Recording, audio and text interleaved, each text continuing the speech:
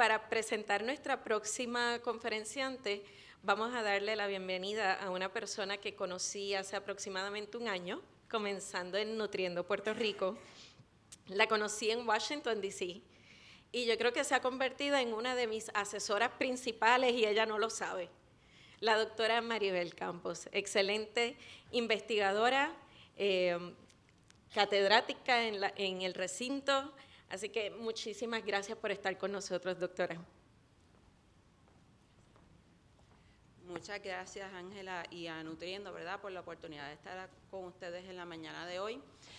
Que comienzo, ¿verdad?, con compartirles que mi presencia aquí no solamente viene de parte de mi rol como investigadora, ¿no?, que he tenido el privilegio de liderar un proyecto que se llama Semilla, donde promovemos precisamente lo que algunos de ustedes andan buscando, la educación en jóvenes de nivel de intermedio, en lo que es esa agencia en salud, y la salud integrada del individuo desde la salud mental y la salud física, enfocada en lo que es el uso del alimento como estrategia de procurar ese camino hacia la salud. Ello me ha permitido, junto a otros esfuerzos que llevamos a cabo, estar en espacios que me confieren el privilegio de escuchar los múltiples saberes que contamos en nuestro país. Saberes que vienen de las comunidades donde ellos saben lo que representa consumir alimentos altamente procesados, pero igual saben la necesidad, y la conocen bien cercanamente, de estirar el peso, ¿verdad?, porque tenemos que hablar en arroz habichuela, y creo mucho en preservar, ¿verdad?, las estrategias culturalmente apropiadas, pero sí con alternativas saludables para poder seguir siendo nosotros, pero utilizando estrategias que nos permitan perseguir esa meta de salud. Ese conocimiento y esos saberes vienen desde mi ámbito clínico, donde practiqué como neonatóloga por muchos años, basada en el hospital, con el privilegio de dirigir servicios, pero igual de tener contacto y escuchar el poder que tienen esas comunidades a reclamar ayuda en sus necesidades. Eso me llevó a conocer a Rosalind, que en el inicio de la pandemia, cuando todavía estábamos todos en transición a servicios remotos, se encontraba en su casa con un adolescente, y quienes aquí han criado adolescentes que saben que se comen todo lo que encuentran de frente, que a ese momento ya no recibía servicios de alimentos de la escuela. Y ella, con sus recursos limitados, tenía que proveer para ese adolescente y también para un recién nacido quien todavía no recibía apoyos del programa WIC, porque estábamos en transición.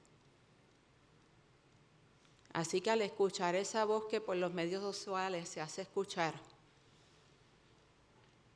me tocó a mí, que salía de un turno de 24 horas, procurar establecer contacto con Rosalind y decir, mira, aquí yo tengo recursos, ¿cómo te los hago llegar? ¿Por qué les traigo esta historia? Porque muchas veces nos abrumamos. Decimos, esto es un problema tan grande, ¿qué rol puedo jugar yo? ¿Qué puedo hacer? Y todo comienza con el primer paso. Prestar atención, estar dispuesto y hacerse presente. Y de ahí seguir nutriendo esa necesidad de seguir estar presente en la solución y no solamente en las quejas y en los problemas. Esto nos lleva a buscar maneras que nos podamos hablar a lo largo de diferentes disciplinas, diferentes perspectivas de cómo vemos la cosa.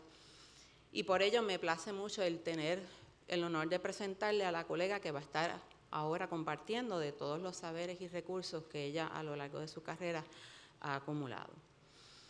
Por ello les presento a la doctora Nivedita Mohanty. La doctora Nivedita Mohanty es la directora de Impacto en Salud de AllianceChicago. Es médico en la práctica y cuenta con más de 18 años de experiencia en salud comunitaria, investigación clínica y mejora de calidad, medicina académica y voluntariado internacional. Además de su formación médica, posee un máster en calidad sanitaria y seguridad del paciente. La doctora Mohanty se unió a AllianceChicago en el 2015, después de pasar un año en Washington, D.C., como becaria de la Asociación Americana para el Avance de las Ciencias en el programa Smart at Connected Health, un programa apoyado conjuntamente por la Fundación Nacional de la Ciencia, conocida por sus siglas en inglés como NSF, y los Institutos Nacionales de la Salud, o NIH. Como becaria de la agencia federal, ha podido conocer de primera mano las sinergias entre la investigación de servicios sanitarios, la atención clínica, la calidad y la seguridad, la política, así como el papel de las tecnologías de información sanitaria, conocida por sus siglas en inglés como HIT, en el avance de las prioridades sanitarias nacionales. La doctora Mohanty colabora estrechamente con centros sanitarios para aprovechar las tecnologías de la información sanitaria, las asociaciones estratégicas y las mejores prácticas en beneficio de los pacientes desatendidos y el personal que los atiende. Hay siempre que cuidar al que cuida. Es profesora asociada de la Facultad de Medicina de Feinberg de la Universidad de Northwestern y atiende pacientes en el Erie Family Health Center y en el Ann and Robert Lowry Children's Hospital en Chicago. Se ha unido a iniciativas médicas internacionales para atender pacientes y familias en 11 países. La doctora Mohanty ha diseñado numerosas presentaciones y programas para abordar las disparidades sanitarias. Estas áreas del programa abordan importantes problemas de equidad, como la inseguridad alimentaria, la inestabilidad de la vivienda, la obesidad infantil, la diabetes y la hipertensión. Ha diseñado oportunidades de aprendizaje para mejorar la comprensión de los médicos en la alimentación como medicina y estrategias para hablar con los pacientes sobre los cambios de estilo de vida en beneficio de la salud y en bienestar. Así que hoy que publican las notas de Puerto Rico, publicadas por Dam, en términos del estatus en que estamos con relación a la prematura, es uno de los problemas de mayor prevalencia en Puerto Rico como en otras jurisdicciones de los Estados Unidos, y que se reconoce el rol que juega la diabetes, el sobrepeso y la obesidad y la hipertensión en esa alta incidencia de prematuras en Puerto Rico, invitamos a la doctora Mohanty para que nos comparta de su experiencia de cómo podemos colaborar entre disciplinas y dependencias hacia una solución. Bienvenida, doctora Mohanty.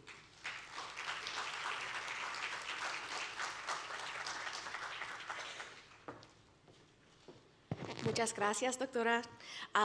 I am going to speak mostly in English today, pero hablo un poco de español, so voy a tratar de incluir un poco de español en mi presentación, pero te pido disculpa para los errores, so gracias a ustedes.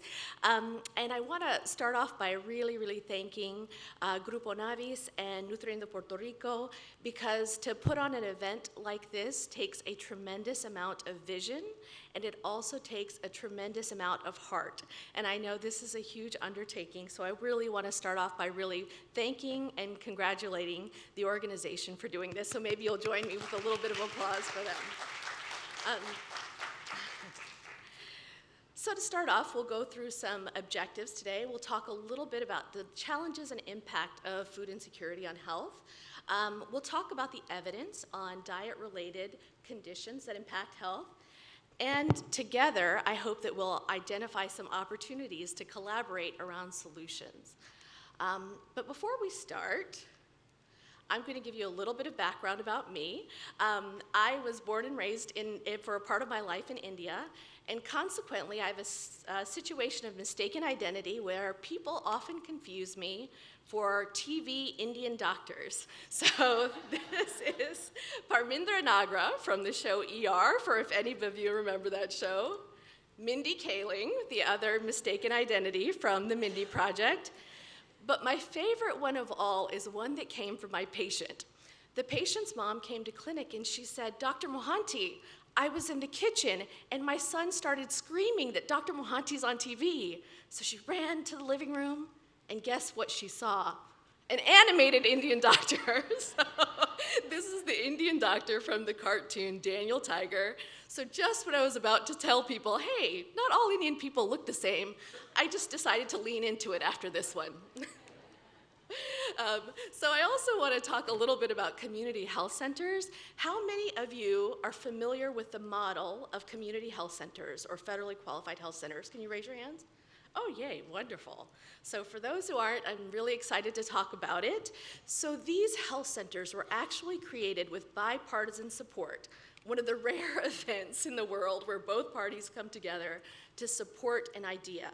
And that idea actually did not come from the United States. This model actually originated in South Africa, post-apartheid, to address disparities that were happening in South Africa. And a doctor named Jack Geiger saw this model become extremely effective in reducing disparities and brought it to the United States. And now that has grown to serve 1 in 11 Americans through community health centers where they receive comprehensive primary care, culturally competent primary care, and in addition to medical and dental services, these organizations also address social determinants of health, including food security. So my organization, one of the organizations that I work for is AllianceChicago. We are a network of these community health centers across 19 states in the US. And across those networks, about 3.6 million people are served. 90% of the population has a household income that is below the national poverty level, and 86% of those patients identify as racial and ethnic minorities.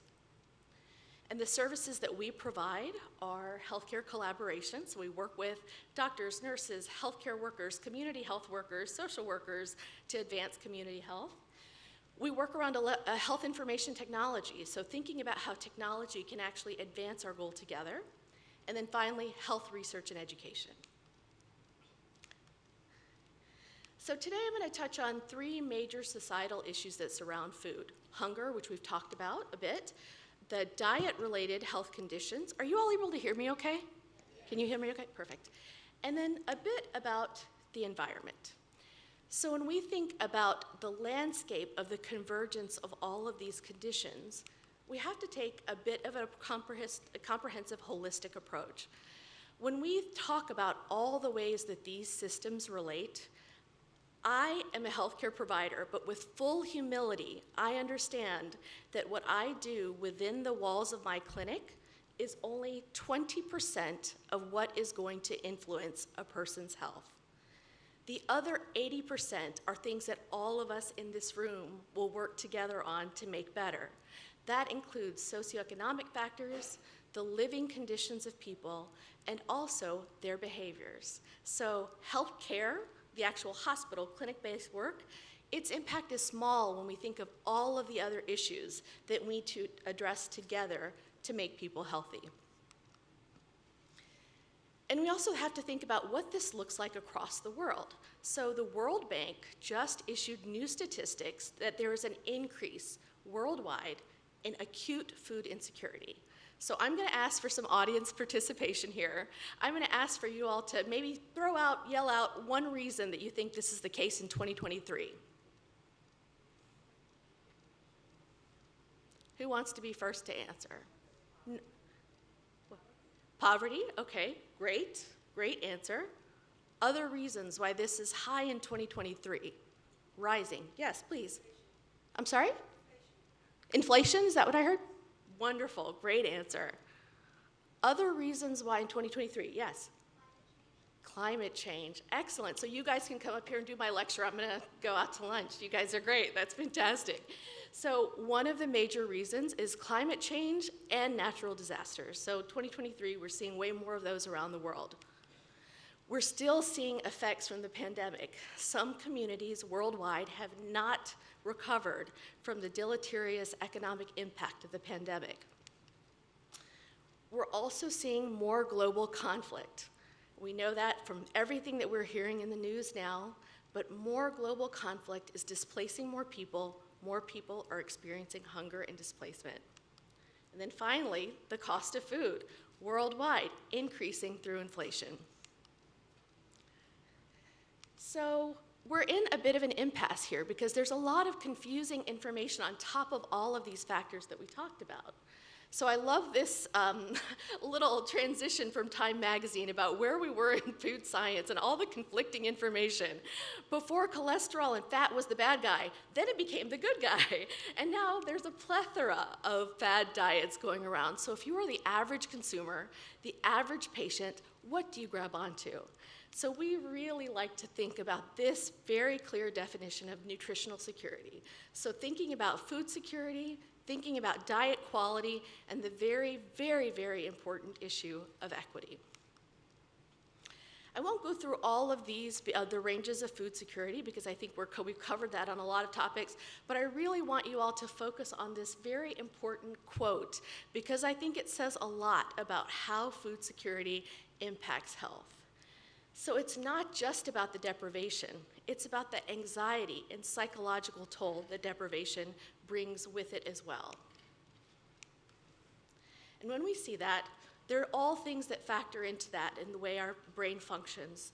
The mentality of scarcity and having to eat things that are quick and cheap and that may actually satiate us, even if it's not the best for us. We also think about anxiety and depression when it comes from eating processed foods, which we know has a very, very, very clear research-driven correlation. We also know that from a psychological standpoint, things like fatigue and all result when we're not actually getting the right nutrients. So I'm going to ask, how many of you are familiar with the NOVA classification of foods? Oh, yay. Wonderful. So there's going to be a pop quiz later, so keep this slide in mind. So this gives us a good way to characterize the foods that we eat. So things that are unprocessed or minimally processed, things that might have to be processed because they're used to make food taste a certain way, like spices and oils, processed foods, and then ultra-processed foods. So these are things that when you look at the package, there are ingredients in them that you don't see in your kitchen cabinet, you do not see in your pantry. So these are the foods that we're seeing more of, and what's happening through this process of going from natural to ultra-processed is some of those vital micronutrients are being stripped away. In some cases, ultra-processed foods have those re-added or fortified, but not all the time.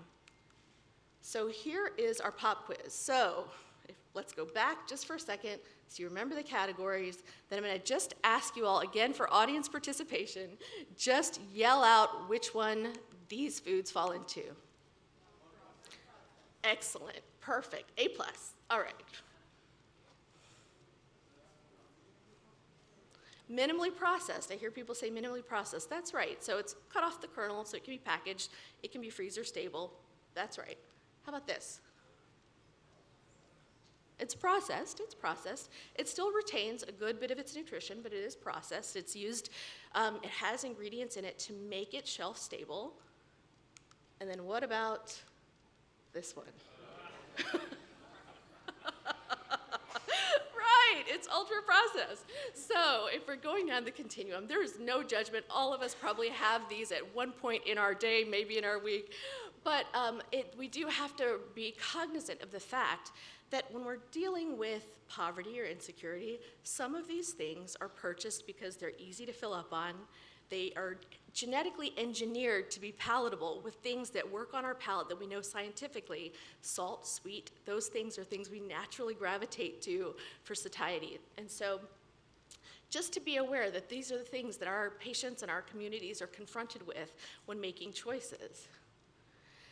Now, we talked a little bit about health and risks, and I want to really highlight this article from the Journal of the American Medical Association. So one thing that should be striking to you all is at the very top of risks associated for people in terms of burden of disease, dietary risk is the highest thing up there. So this is very, very, very compelling evidence that this is such an issue for us to have this kind of combined effort to address. And we look at it a little bit more when we look at certain chronic diseases. We talked about diabetes earlier. We talked about the prevalence of diabetes here on the island and obesity on the island. And when we think about a study that looked at the disparity in people who are food secure and food insecure, you can see statistically sound evidence that food insecurity had a higher association with these conditions than for people who are food secure. I also want to present this data on food insufficiency by race, because there is a huge equity issue here and a huge a problem that really reflects the systemic and structural racism that we see in the United States. If we superimpose chronic diseases on this, if we superimpose poverty and income instability on this, it will look the same way with some groups that are historically and traditionally continue to be marginalized in this area. So this should be a huge call to action for all of us to make changes. So I want to share this slide because I think it may bring home a little bit the lived experience of people when they are food insecure. Excuse me. So first of all, one of the first steps is that households experience food anxiety. They start to worry about what will happen, where meals will come from. That in and of itself, like we discussed earlier, has a psychological impact on people. The next stage is that the diet starts to become monotonous. We start to eat the same things that we know are go-to, that we know are comfort, and so the diet starts to look less varied, less healthy. Then adults in a household will start to decrease their intake to stretch the food further. And at the last stage, the children in the household will start to decrease their intake. Now this has a variety of forms. Sometimes that happens in a way that children are just eating less, they're skipping meals. Another way that it happens is even for infants, people will stretch their formula or dilute formula with water to make that formula that they get last a bit longer. So it takes many different forms. And because I'm a pediatrician and child health is extremely important to me, I really want to tell you all a story. And I'll try to do it in Espanol if you'll be patient with me. So, había una familia, la mamá estaba embarazada, su niño tenía 8 años y ellos vinieron a mi clínica porque el niño estaba perdiendo peso y su apetito ha cambiado mucho entre 2 meses. Hagamos muchos estudios para saber por qué está perdiendo peso. Es raro. Usualmente los niños tienen que estar subiendo de peso, ¿verdad? Pero este niño se seguía bajando de peso. Los exámenes todos salieron normal, pero después de muchas visitas de la clínica, en tiempo, él dijo que estaba guardando la comida para otras personas en su familia, especialmente para su mamá, porque ella estaba embarazada y necesitaba la comida para el bebé que va a venir. Para mí, eso me duele mucho mi pecho para decir esta historia a ustedes, y yo no imagino cómo sentía la mamá cuando explicamos eso a ella. So I tell you this story because we have this perception that kids are kids, but this is forcing kids to make adult decisions. This is forcing kids to think about things that children shouldn't have to think about at 8 years of age. So I also want to talk about these things because childhood health, one could argue, starts with women's health and also what happens in the in utero period. We know that internationally there's a crisis of maternal morbidity and mortality, especially in women of color. And women who are food insecure have a higher instance of anxiety and depression. There's also conditions because if they do not get micronutrients like iron, like folate, like B vitamins, these affect the brain development of the baby, but they also affect the health of the mom. So especially for women who might experience postpartum hemorrhage or heavy bleeding after a delivery, if you don't have adequate iron stores, your risk of having an adverse outcome will greatly increase. So making sure that these moms are getting not just enough calories, but actually good micronutrients through their diet is fundamentally important. We also know that maternal chronic diseases, so gestational diabetes, pregnancy-induced hypertension, preeclampsia, if we don't address those in pregnancy, they can carry on to where these women carry these diseases even after the postpartum period. We know that this affects infant brain development. We also know that depending on a mom's nutrition, it can actually impact if a child is obese or not later in life. How many of you think that babies who are small for gestational age, maybe because they don't grow as well in utero, have a risk for obesity? How many of you think the smaller babies do? Okay. How many of you think the larger babies do? Okay, more votes for the larger babies, but the answer is actually both. So both babies have an increased risk for obesity later. And the reason that happens is for kids that are growth restricted in utero, they become very efficient at storing calories, and storing calories is fat.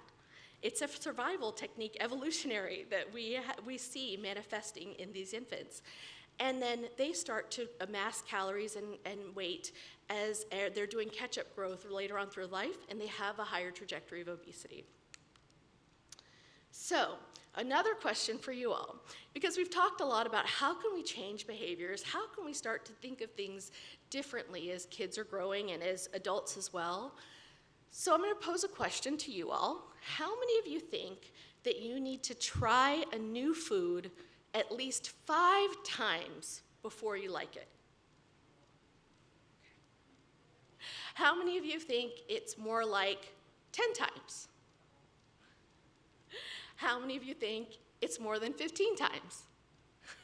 This is great, wonderful. Well, the past literature was that it takes 14 times for you to accept a new food. 14 times. Newer literature is a bit more promising that we can actually change our palates and change our preference for food after 7 exposures. This is new and this is promising, and I'll tell you why it's promising.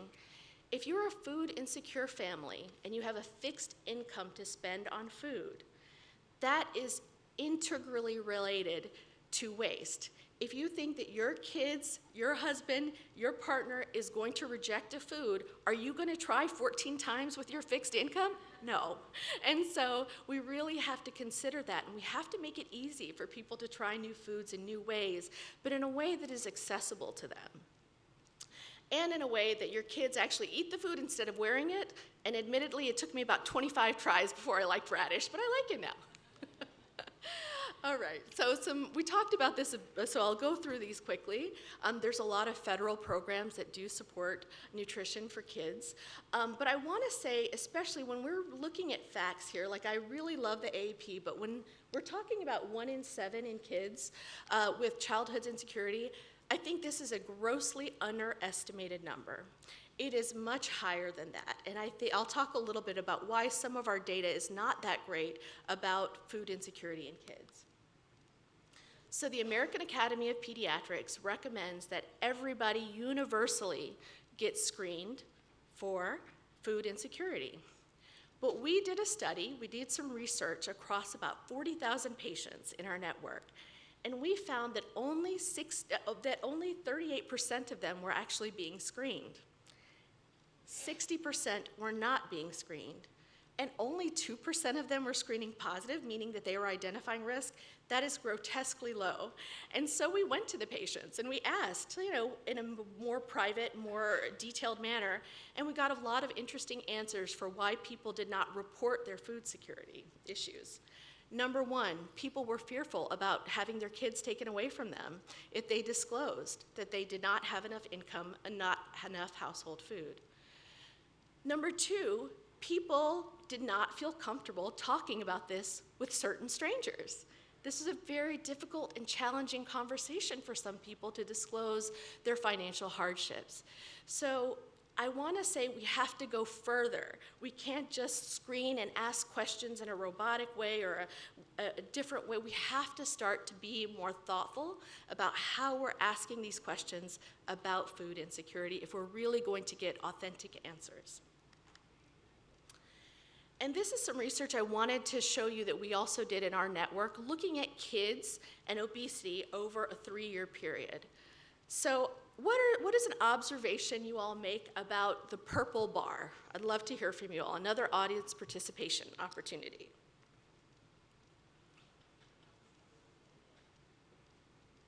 What do you think is happening there in the purple bar? Post-COVID, thank you. That's exactly right. And so what we saw is that in this population of community health centers in 2021, there was a huge spike in pediatric obesity. And the thing that we can attribute that to is with schools shutting down and programming shutting down, kids lost access to healthy food. They lost the structural and infrastructure components that create food access in a nutritional way. The good news is we're starting to see that come down, but for all of the policymakers here, this is a huge policy agenda for why we need to have these structures in place, irrespective of pandemics, irrespective of other natural disasters, that can continue to make healthy food accessible for our families. So I've talked about a lot of problems, so we're going to talk a little bit in this last few minutes about some solutions. And here are some of the ideas for how we can start. Some are very obvious: increase access to food, improve nutrition and literacy in the community, integrate nutrition for healthcare providers. So some of you may walk into your doctor's office and expect that they may be experts in nutrition. We are not. So medical education is sorely lacking in the area of nutrition. In fact, a recent study showed that doctors get about 9 times more training in opioid management than they do about nutrition, whereas nutrition affects everyone. We have a lot of work to do here. The other is addressing food loss and food waste, not just at a systemic level, but also at an individual level. So we're talking about everywhere from agriculture to retail to in your house. Creating plant-based food hubs and regenerative land use. I won't talk much about food as medicine. Raina covered that already, so I won't talk too much about that. But I will talk about some of the other ideas and innovations or new things that we're learning. So I'm going to ask, does anybody know what these 5 regions of the world have in common? Yes, blue zones. Other Netflix fans here, yes, great, the blue zones indeed. And so what we found, what has been demonstrated through blue zones, is an excellent Netflix series, I have to say, is that these regions of the world have very many things in common.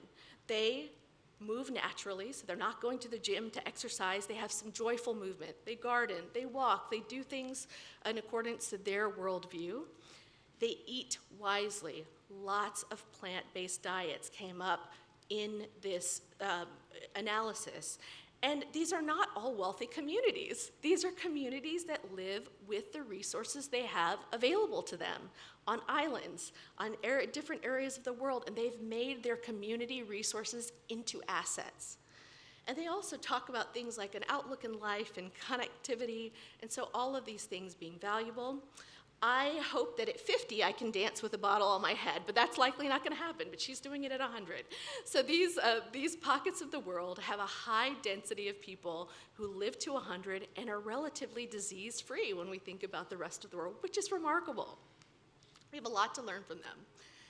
I also want to state that one of the problems that we have is that the data that we collect exists in silos, so it gives us a hard time understanding the macro level view of what's happening in the world and what solutions are being presented in different parts of the world and how we can learn from them. So I'd encourage you all to look at this dashboard because it gives you country by country statistics about food insecurity, about nutrition, and how people are trying to approach it through research and other findings. I also want to commend the United Nations, who have come out and made a formal statement about food waste and food loss. And on their website, they have everything that from 15 very, very quick tips that anybody can actually implement in their lives to reduce food waste. I also am very excited to see that the Biden administration has actually put forth some goals through the White House Conference on Nutrition and Health, and that includes ending hunger, reducing diet-related disease with a target by 2030, and improving practical medical education for healthcare providers. One of the screening tools that we use, and that I think has been an asset for those who have tried to use standardized screeners to address this issue of how we're asking questions by using a standardized tool that can be very simply implemented with a 2-question screener. What we were finding in that other pie chart I showed you, people were asking questions in any different amount of ways that made it very hard to do routinely and standardize across systems. So this is a vital signs questionnaire that's really rapid and has been implemented in a lot of healthcare settings. I also want to say that when we identified this issue with screening, we decided to try to use technology to maybe improve the way that we're screening. We had to change the narrative so people don't come to that conversation with fear or with concerns about privacy, about disclosing their hardships. So what we did is we actually used a chatbot. So we sent a message to people by text message. We said, you're coming in for your visit. We may be able to help you with some needs. We are asking because we think we can help. And when we said that, we actually got a very different response in terms of people responding to the screening. So 58% of people who received this questionnaire actually responded and had a need. The highest reported need was food. 50% of the people queried identified food as the need. So we could use technology in different ways. The next thing I want to talk about is a community RX program. I don't know if any of you are familiar with NowPow or Unite Us, but those companies started off in a demonstration project that we did with them, where we started to have these students would go door to door to local businesses, find out which businesses actually had a service that improved health. That could be a food pantry, that could be a gym in a church, that could be babysitting so people could go and prepare food and do all of these things. And what we did is we embedded that into an electronic health record. So if a patient comes in with diabetes or a patient comes in with hypertension, just like you would get a prescription for medicine, they gave a community prescription saying, you could also go to this food pantry in your neighborhood. The end result of that was greater business viability for those organizations to support their mission and vision, but also resources that patients could avail within their community. I think this is one of my favorite innovations. Has anybody heard of the Love Fridge? The Love Fridge is so awesome. It was developed and implemented in one of the most disadvantaged neighborhoods in Chicago, Englewood. What they did is they developed a community fridge where people could drop off food for people. Anybody can drop off food. They have guidelines for what they will accept, and then people from the community can come and take food from the fridge. Now, if you've been to Chicago, we don't have a lot of sun, but all year round. But they still were able to use innovation to make a solar-powered fridge so that this could exist in a place where they didn't have to have an outlet. In Puerto Rico, you are way ahead of us in your sunshine days. So something to consider for all those sunny places in the world where maybe solar power and innovation scientifically can create new opportunities. And then I'm probably getting where I need to wrap up, so I'll just talk about some of the partnerships. The community garden system has been an area where we need more research in terms of outcomes, but one thing that has been demonstrated in the research is that there is an increase in the consumption of plants, so veggies and fruits, when they do have access to a community garden. So thinking of this as a strategy is one that I would welcome, and also partnerships with your other organizations, which it sounds like there's a lot of that happening already, but I feel like there can never be enough partnerships. I also want to talk about innovation from another island. So the island of Hawaii, you all might know that during the pandemic, they experienced a tremendous amount of disparities and unemployment because their primary industry is tourism. And so they implemented all of these programs to help address food security by doing things like even creating a food pantry at schools. So in addition to kids having healthy meals and snacks, they also got bags that they could take home to their families. And of course, the New York Health Bucks program, where they actually support not only healthy eating through plants, but also local farmers by providing dollars that could be used at a farmer's market to get fresh and healthy food. And while the Dr. Yum project might seem like it's just for kids, I highly encourage you through your QR code or anywhere else to go to the Dr. Yum website. It really talks about different cultural adaptations to try to eat food differently. I really appreciated the conversation about culturally appropriate foods. I remember when my mom went to the doctor, she's Indian, and somebody recommended she eat quinoa. She couldn't even spell it, so of course she didn't eat it. So these are the things that we want to really be thoughtful of, the cultural context of our foods. All right. And lastly, I'll just end with the importance of voice. I want to commend the Sesame Street industry because they realize that they have a very, very important voice for children and families. If they could change the narrative from Cookie Monster to becoming the Fruit Monster and Veggie Monster and use their voice to advocate for a different way, I think in all of our respective industries we can find our voice to do the same. So with that, invito ideas y preguntas. Muchas gracias.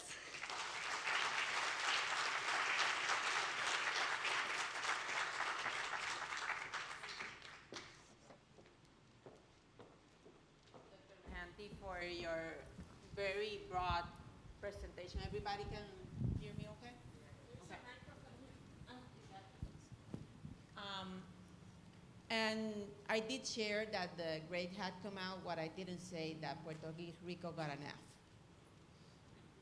And we had achieved improvements in prior years. So now we are kind of going back in those improvements. But connecting with something that was brought up during the previous presentation, one of the elements that over the years of learning from others I have had the privilege to learn about is the GEMES principle that many organizations have adopted. That is that principle, nothing about us without us. So certainly community engagement in any service, any project, any plan that you have, so that is successful and it's also addressing what you want to address, taking into account the history of where we are at this moment. How would you recommend, how have you, in the different areas where you're involved, in the different communities that you work with, played that role of leaving space for them to bring in their knowledge and come to a common ground on how to build the work together? I think what you've said is so important, es súper importante para incluir todo de la comunidad. Y nosotros hagamos algunos focus groups antes de introducir algo nuevo para que no estamos usando nuestras ideas, pero las ideas vienen del pacientes y la comunidad. So for example, for the Healthy RX project, you know, we did a lot of research and focus groups with patients. Are you going to actually reuse these resources? Is this valuable to you? Do you want to know about these things? So that is one way. The other way is when we have these federal programs, such as social determinants of health screening, and we're realizing that the data doesn't make sense, we realize that we actually need to go to the people to understand. You know, some quantitative data is really not enough. You need the qualitative data from the people to understand the nuances, and it really informed the way we go about screening. Before, we were doing it, and it was almost becoming a checkbox, and we didn't realize that people were feeling that way. Patients were feeling it was a checkbox. It wasn't being asked in the same type of compassionate way that we needed to really make change. And certainly we feel that here because it was brought up also in the prior presentation of us not having that level of data and evaluation that we know that right now in the different districts in the US, your zip code is more predictive of your life expectancy than any other marker that you can use, biological or otherwise. However, having that knowledge and how are you using your voice in making it known that big data does not provide all the answers, particularly for a territory like us and many others that I am now tasked to represent, where that's the only information that often policymakers have at hand to make the decisions of where investments will go. How we can take charge of all the individuals here to continue to raise their own voices and also accompany others to empower them, or not empower them, but actually engage them in raising their own voices so that the narrative reaches to those places where only that quantitative data is available. Yeah, I think that's so important. I actually think that maybe we have a lot to learn for other consumer-facing industries, like commercial industries, because I think the way that they approach market research to understand the consumer, to understand the needs, maybe something that we can learn from so that we're not just responding to numbers that don't give a full picture, as you say, of what's really happening on the ground. I just want to leave space if anyone else has a question. If not, Dr. Mohanty will be with us for the rest of the day and tomorrow. Thank you so much for sharing information. Thank you so much.